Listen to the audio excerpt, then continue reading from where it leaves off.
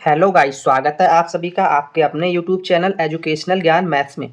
आज मैं आपके लिए कराऊंगा सीटेट जुलाई 2024 के लिए मैथ्स का प्रैक्टिस सेट 2। इससे पहले मैं इसकी प्रैक्टिस सेट बन करा चुका हूं, जिसका लिंक मैं आपको इस वीडियो के डिस्क्रिप्शन में दे दूंगा। और मैंने एक प्लेलिस्ट भी बना रखी है सीटेट जुलाई 2024 मैथ्स करके, तो वहाँ से भी आप इन वीडियोज़ को फाइंड कर सकते हैं। तो चलिए आज की क्लास को स्टार्ट करते हैं। देखते हैं क्वेश्चन नंबर 1। क्वेश्चन नंबर 1 में बोला है एक ही माप साइज की 23 बोतलों में 51 लीटर और 750 मिलीलीटर दूध भरा जाता है। ऐसी 16 बोतलों में दूध की मात्रा क्या होगी, ये हमें फाइंड करना है। अच्छा क्वेश्चन है और ये सीटेट में आया हुआ क्वेश्चन है, तो इस टाइप का क्वेश्चन को सॉल्व करने की क्या ट्रिक है वो मैं आपको बताता हूँ। चलिए देखते हैं इसकी ट्रिक। इस टाइप का क्वेश्चन हमें करना क्या होता है, हमें यूनिट देखनी होती है। यहाँ पे इसने यूनिट लीटर दी है, बट यहाँ ml में दिया है, तो हमें जो यूनिट है वो सेम करनी है। तो हम जानते हैं 1 लीटर में 1000 ml होते हैं, ठीक है। 1 लीटर बराबर 1000 ml।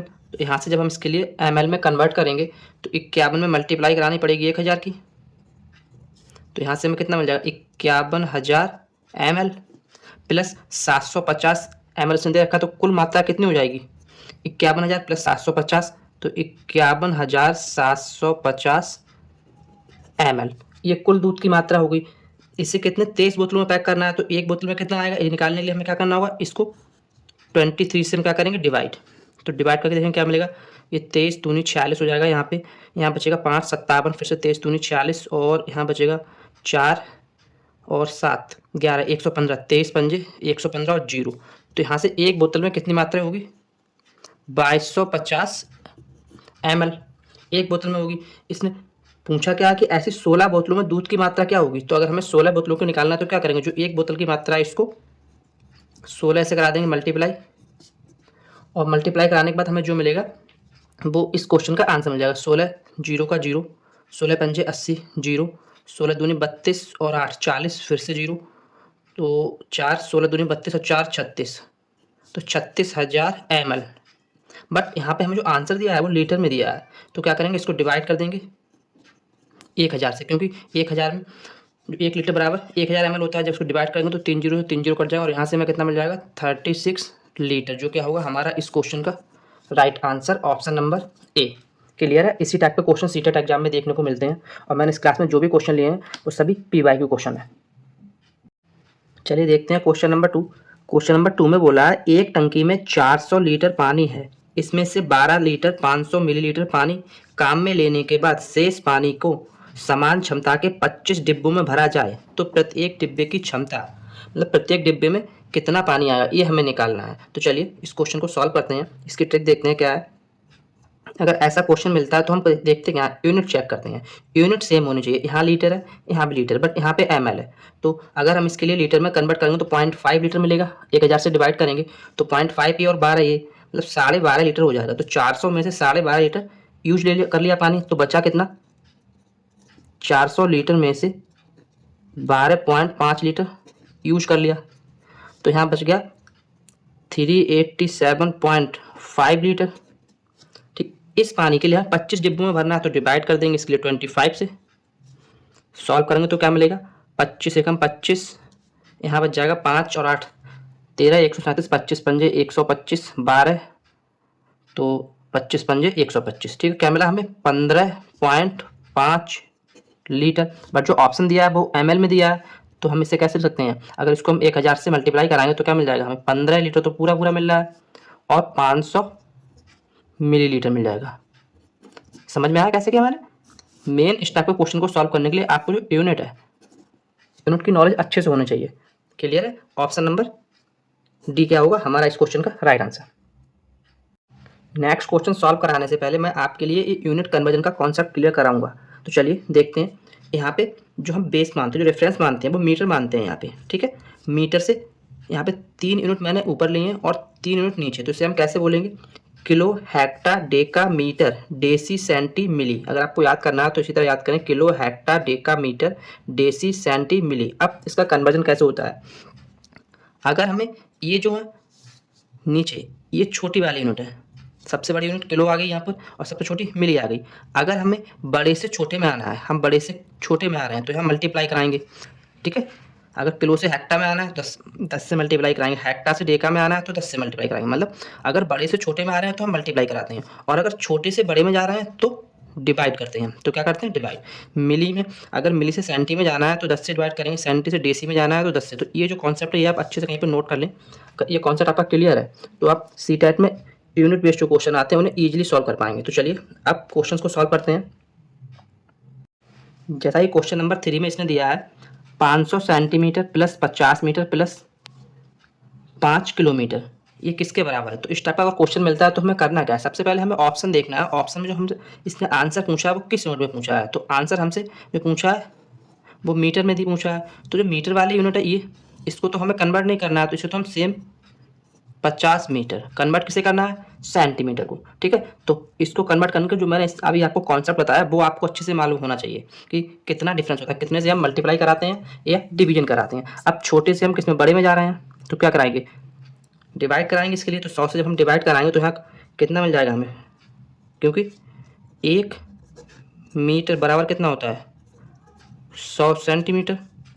ठीक, तो यहाँ से अगर हम देखेंगे तो 5 मीटर बराबर कितना हो जाएगा 500 सेंटीमीटर। ये जो कॉन्सेप्ट है मैंने इसीलिए आपको वहाँ पे लिखा है, जो अभी इससे पहले मैंने आपको बताया वो आपको क्लियर होना चाहिए। तो यहाँ पे 5 मीटर हो जाएगा प्लस, अब किलोमीटर, अब किलोमीटर से हमें किसमें मीटर में जाना है, तो 1 किलोमीटर में कितना होता है 1000 मीटर। तो 5 किलोमीटर में कितना हो जाएगा 5000 मीटर। क्लियर है ना, 5 किलोमीटर में 5000 हो जाएगा। तो यहाँ पे हम कितना लिख लेंगे 5000। बस इसको ऐड कर देंगे, ऐड करके जो हमें मिल जाएगा वो उस क्वेश्चन का आंसर मिल जाएगा। इसमें मैंने आपको इतना टाइम इसलिए लिया है क्योंकि मैंने जो यूनिट वाला कॉन्सेप्ट है वो आपके लिए क्लियर कराया है, बट एग्जाम में आपको सीधा अगर यूनिट का ज्ञान होगा तो आप सीधा यहीं पे इसको सॉल्व कर देंगे। तो 5000 और 55, तो 5055 मीटर क्या होगा हमारा इस क्वेश्चन का right answer, option number B. Clear है। क्लास अच्छी लगे तो वीडियो को लाइक कीजिए, शेयर कीजिए और चैनल को सब्सक्राइब जरूर कीजिएगा। तो चलिए नेक्स्ट क्वेश्चन देखते हैं। क्वेश्चन नंबर 4 में बोला है यदि इसने दिया है 80 डेसीमीटर स्क्वायर बराबर कितने मिलीमीटर स्क्वायर का होगा, ये हमें फाइंड करना है। क्योंकि यूनिट पे काफ़ी क्वेश्चन सीटेट एग्जाम में देखने को मिलते हैं, इसलिए मैंने जो भी पॉसिबल क्वेश्चन है वो सभी इस क्लास में लिए हैं। तो इस टाइप का क्वेश्चन को सॉल्व करने के लिए आपको जो मैंने कॉन्सेप्ट बताया है यूनिट वाला वो आपको पता होना चाहिए। तो यहाँ पर मैं आपको एक बार फिर से लिखाता हूँ, क्योंकि यहाँ कन्वर्जन क्या है, डेसीमीटर से मिलीमीटर में लाना है। तो यहाँ मीटर होता है, मीटर के बाद जो नीचे आता है वो हमारा डेसी आ जाता है, और डेसी से नीचे सेंटी आता है, और सेंटीमीटर से नीचे मिलीमीटर आ जाता है यहाँ। ठीक है, ये तो कॉन्सेप्ट करते क्या है, जब बड़े से छोटे में आ रहे हैं तो मल्टीप्लाई कराते हैं, क्योंकि अब यहाँ डेसी यहाँ आइए, डेसी से हम मिली में आ रहे हैं तो मल्टीप्लाई कराएंगे कितने से, डेसी से जब सेंटी में आएंगे तो मल्टीप्लाई 10 से कराएंगे, फिर जब सेंटी से मिली में आएंगे तो मल्टीप्लाई 10 से कराएंगे। ठीक है, तो टोटल कितनी 100 से मल्टीप्लाई कराएंगे, मतलब डेसी से जब हमें मिली में आना है तो मल्टीप्लाई कितनी 100 से होगी। तो बस ये हमें करना है, ये 80 दिया है इसने यहाँ पे, इसकी मल्टीप्लाई कराएंगे 100 से। बट यहाँ पे एक छोटा सा कॉन्सेप्ट ये है, इसने स्क्वायर दिया है। अगर सिंपल डेसीमीटर से मिलीमीटर में पूछा हो तो 100 से मल्टीप्लाई कराते, बट स्क्वायर है तो 2 बार हमें 100 से मल्टीप्लाई करानी पड़ेगी। तो यहाँ से हमें क्या मिल जाएगा 8, 1 2 3 4 5 टाइम 0। अब ये हमें किस में दिया है, ऑप्शन नंबर डी। ठीक है, mm स्क्वायर मिलीमीटर स्क्वायर, ये क्या होगा हमारा इस क्वेश्चन का right answer, option number D. Clear है, ये जो कॉन्सेप्ट यूनिट वाला है ये आपको पता होना बहुत जरूरी है।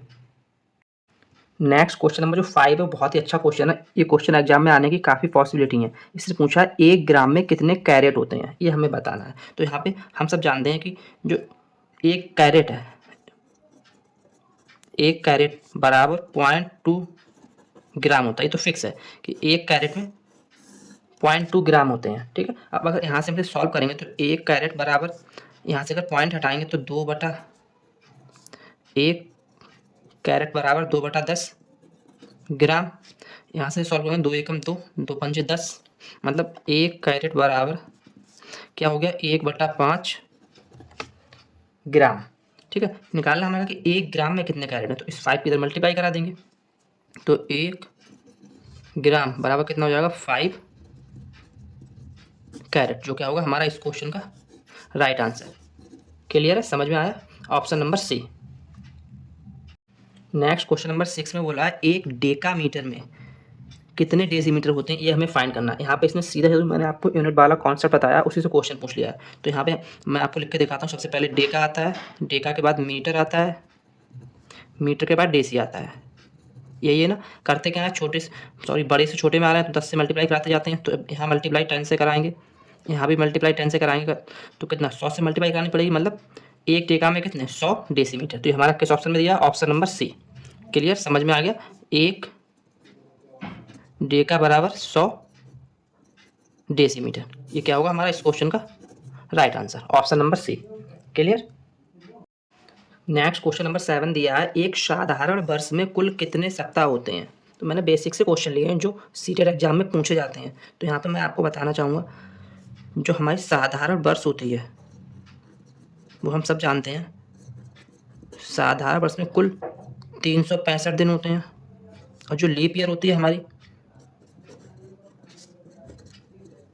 लीप ईयर में 366 दिन होते हैं। ठीक है, तो साधारण वर्ष में 365 और लीप ईयर में 366। तो जब 365 को हम डिवाइड करेंगे 7 से, क्योंकि एक सप्ताह में 7 दिन होते हैं, तो हमें क्या मिलेगा, 7 पंजे 35, 1 बचा 15, 7 दूनी 14.1।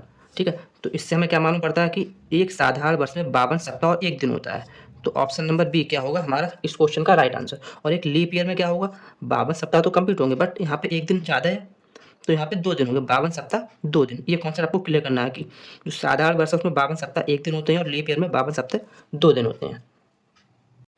नेक्स्ट क्वेश्चन नंबर 8 में दिया, यदि किसी लीप वर्ष में पहला दिन मंगलवार हो तो उस वर्ष का अंतिम दिन क्या होगा। तो इस क्वेश्चन को सॉल्व कराने से पहले मैं आपको एक कॉन्सेप्ट बताऊंगा कि कोई भी साधारण वर्ष है उसका जो पहला दिन होता है वही उसका अंतिम दिन होता है। जैसे सपोज किया हमने किसी साधारण वर्ष का पहला दिन मंगलवार है तो उसका अंतिम दिन भी मंगलवार होगा। तो यहाँ पे हमने अगर ये देखा पहला दिन क्या मंगलवार है साधारण वर्ष का, ठीक है, तो अंतिम दिन क्या होगा, वही मंगलवार होगा। अंतिम दिन क्या होगा, मंगलवार। किसके लिए, साधारण वर्ष के लिए, बट इसने पूछा किसके लिए, लीप ईयर के लिए। तो लीप ईयर में 1 दिन एक्स्ट्रा होता है, तो इसमें +1 करेंगे हम। तो मंगलवार में +1 दिन बट हम एक्स्ट्रा करेंगे तो क्या बोलेगा, बुधवार। तो अंतिम दिन क्या होगा, बुधवार, ऑप्शन नंबर बी। क्लियर है। नेक्स्ट क्वेश्चन नंबर 9 में दिया है, एक आयताकार बाग जिसकी लंबाई उसकी चौड़ाई से 4 मीटर अधिक है का अर्ध परिमाप 36 मीटर है। बाग की लंबाई वाली भुजा बतानी है कि बाग की जो लंबाई L हमें फाइंड करना है क्या है। इसने यहाँ पे अर्ध परिमाप दिया है, तो कुल तो परिमाप आयत का 2L + b होता है, तो अर्ध परिमाप क्या हो जाएगा, L + b इक्वल टू में 36 दिया है। बट यहाँ पे इसने कंडीशन दी है कि उसकी चौड़ाई से 4 मीटर अधिक है। क्या, लंबाई चौड़ाई से 4 मीटर अधिक है। तो यहाँ पे कॉन्सेप्ट हमारा क्या लगेगा कि L बराबर क्या हो जाएगी, b + 4, क्योंकि चौड़ाई से 4 मीटर अधिक है। तो L की जगह पर हम ये वैल्यू पुट करेंगे, b + 4 + b बराबर में 36। तो ये हो जाएगा 2b बराबर 32। तो यहाँ से b की वैल्यू मिल जाएगी 16 मीटर। बट ये हमें क्या, चौड़ाई मिली है, निकालना हमें क्या है, लंबाई। तो लंबाई कितनी है यहाँ पे 4 मीटर अधिक है, तो L कितनी हो जाएगी, 16 और 4 20 मीटर, जो क्या होगा हमारा इस क्वेश्चन का right answer, option number A. Clear. Next question number 10 में दिया, यदि एक वृत्त की परिधि 4 पाई से 8 पाई बढ़ाई जाती है तो उसका क्षेत्रफल क्या होगा। ये जो भी मैं क्वेश्चन कर रहा हूँ वो सभी PYQ क्वेश्चन है और सीटेट एग्जाम में इसी टाइप के क्वेश्चन आते हैं। तो चलिए इस क्वेश्चन को सॉल्व करते हैं। यहाँ पे इसने बोला वृत्त की परिधि 4 पाई से 8 पाई की जा रही है, ठीक है, बट हमारे अकॉर्डिंग क्या होती है, 2 पाई R1 बराबर 4 पाई, सेम इधर ही 2 पाई R2 बराबर 8 पाई। तो यहाँ से जब सॉल्व करेंगे हम तो R1 बराबर हमें क्या मिल जाएगा, पाई से पाई कैंसिल होगा यहाँ पे, और 2 दूनी 4, तो R1 बराबर 2, ठीक है, यहाँ से 2 चौक 8, ठीक है, और पाई से पाई कैंसिल हो जाएगा, तो R2 बराबर 4।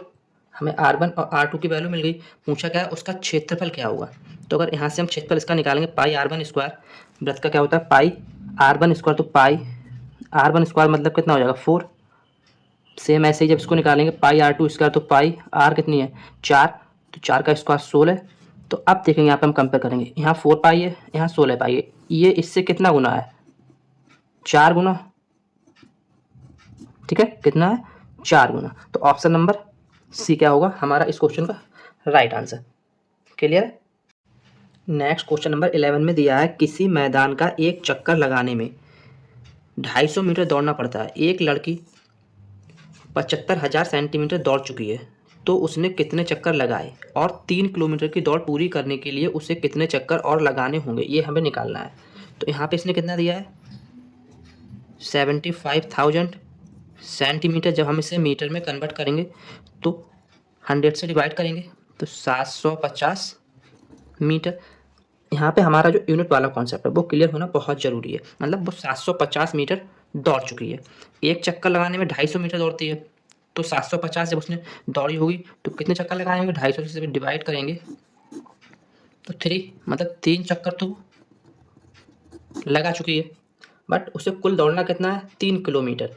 तो 3 किलोमीटर को जब हम मीटर में कन्वर्ट करेंगे तो कितना हो जाएगा 3000 मीटर, ठीक है ना। अब इस 3000 मीटर का वो 750 मीटर तो दौड़ चुकी है, तो इसे हम कर देंगे कितना माइनस 750 मीटर तो दौड़ चुकी है ना, तो क्या बचेगा 2250 मीटर, ठीक है। अब इस 2250 मीटर को उसे दौड़ना है, तो जब इस 2250 को हम डिवाइड करेंगे किससे 250 से, तो जो अभी उसे कितना दौड़ना है वो हमें मिल जाएगा। तो यहाँ से हम काटेंगे तो हमें क्या मिलेगा 9। तो यहाँ से हमें आंसर क्या मिलेगा इस क्वेश्चन का 3 और 9 चक्कर, ठीक है। समझ में आ गया, ऑप्शन नंबर ए। नेक्स्ट और आज की इस क्लास का लास्ट क्वेश्चन नंबर 12 दिया है। यदि किसी आयत की लंबाई उसकी चौड़ाई की 3 गुना है, इसकी चौड़ाई एक वर्ग की भुजा का आधा है, जिसका परिमाप 72 सेंटीमीटर है, तब इसने ये कंडीशन दी है, ऑप्शन में कौन सी कंडीशन फॉलो करेगी। तो इस टाइप के क्वेश्चन को हमें पढ़ना बहुत ध्यान से। इसने बोला क्या है कि इसकी चौड़ाई एक वर्ग की भुजा का आधा है और उस वर्ग का जो परिमाप है वो 72 है। तो वर्ग का परिमाप क्या होता है 4a बराबर में 72, ठीक है। यहाँ से अगर हम a की वैल्यू निकालेंगे तो कितना मिल जाएगा 72 सेंटीमीटर है, तो यहाँ से 18 सेंटीमीटर, क्योंकि 18 चौक 72 होता है। ये हमें ए की वैल्यू मिल गई किसकी वर्ग की भुजा। अब जो वर्ग की भुजा है इसने बोला कि जो वर्ग की भुजा है उसका आधा आयत की चौड़ाई है, तो बी कितना हो जाएगा इसका आधा करेंगे तो 9 सेंटीमीटर। ये हमें आयत की क्या मिल गई चौड़ाई। बट इसने कंडीशन दी लंबाई जो आयत की है वो वर्ग की चौड़ाई की 3 गुना है, तो यहाँ से अगर लंबाई निकालेंगे एल तो कितनी होगी 27, 3 गुना करेंगे 9 3 27 सेंटीमीटर। निकालना क्या है इसने यहाँ पे कंडीशन दिया आयत और वर्ग दोनों के परिमाप बराबर है। तो आयत का तो परिमाप हमें पता है 72, वर्ग का हम परिमाप निकालेंगे तो क्या होता है 2l + b, यही होता है ना। तो यहाँ से 2l और b जब इसको हम दोनों को ऐड करें 27 और 9 36, 36 हो जाएगा, 36 दूनी 72, मतलब 72 आयत का है और 72 ही वर्ग का। तो ये तो इसने बोला आयत और वर्ग दोनों के परिमाप बराबर है, तो ऑप्शन नंबर ए क्या हो जाएगा हमारा इस क्वेश्चन का राइट आंसर। क्लियर है। तो आज के लिए इतना ही, मिलते हैं कल एक और शानदार क्लास के साथ। थैंक्स।